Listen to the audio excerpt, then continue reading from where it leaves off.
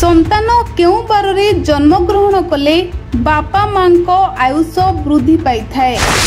संतान केउ बारे जन्म हेले बापा मां धनी होई थांती। संतान केउ दिन घर को आसिले घर को मां लक्ष्मी आसी थांती।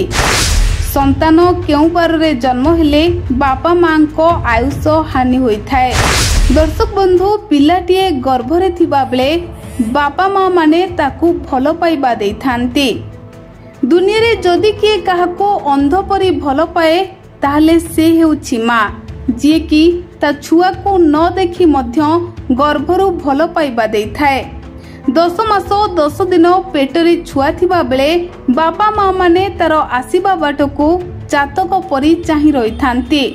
बापा मां माने दिन गणु थांती कि तांको पिला केबे दुनिया को आसीबो आउ तांको कोलमंडन करिबो। हेले दर्शक बंधु, आपण माने जानिथिबे पिला जन्म बेले अनेक बापा मां तिथि बार देखि थांती। आउ सब बापा मां चाहि थांती तांको संतान एक भल दिन रे दुनिया को आसो ओ तांको कोलमंडन करो। तेबे आजिर ए भिडियो रे जानिबा संतान माने केउ बार रे जन्म ग्रहण कले बापा मां को आयुष वृद्धि पाई थाए। संतान गर्भरे थिबा बेले ही बापा मां को खुशी द्विगुणित होई थाए। एक संतान जन्म करिबा परे जने मां मातृत्व लाभ करिथाए। संतान जन्म हेई दुनिया को आसीबा परे परिवार रे खुशीर लहरी खेली जाए। बापा मां आउ परिवार सदस्य नूतन परिवार सदस्यों को स्वागत करिबा पई चातक भली चाहि रही थांती। एही समय रे बापा मां आउ परिवार सदस्य समस्ते चाहि थांती तांको घर को आसुथिबा नुआ परिवार सदस्य जनक एक भल दिन रे जन्म नियंतो, जहा फल रे पिलार भल बुद्धि विवेक हेबा सहित बापा मां को आयुष मध्य वृद्धि पाई थाए। तेबे संतान केउ बार रे जन्म हेले कोन घटे एहा मध्य जानिबा को बापा मां माने आग्रह प्रकाश करिथांते। वर्तमान समय रे पिला बड़ हेबा परे बापा मां को पचारु नथिबा अनेक समय रे देखिबा को मिले, जहा समस्तंको हृदय को आघात दिए, जहा समस्तंको कष्ट देई थाए।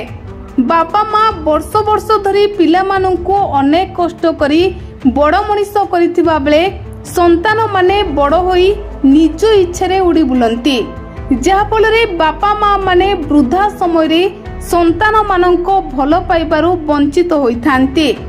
अनेक कष्ट अनेक दुख को सामना करि थांती। तेबे दर्शक बंधु, कोन सतरे पिलाटीए भल तिथि बार रे जन्म नेले बापा मां को आयुष वृद्धि पाई थाए?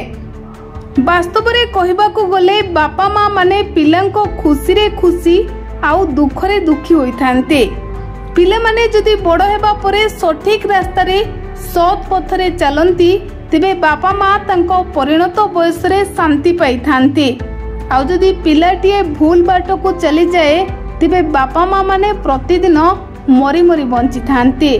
तेणु संतान जन्म हेबा परे तिथि बार नुहे संतान जन्म नहीं सारिबा परे ताकू सबु बेले सत पथ आउ सठिक मार्ग रे चलिबा को रास्ता देखांतो।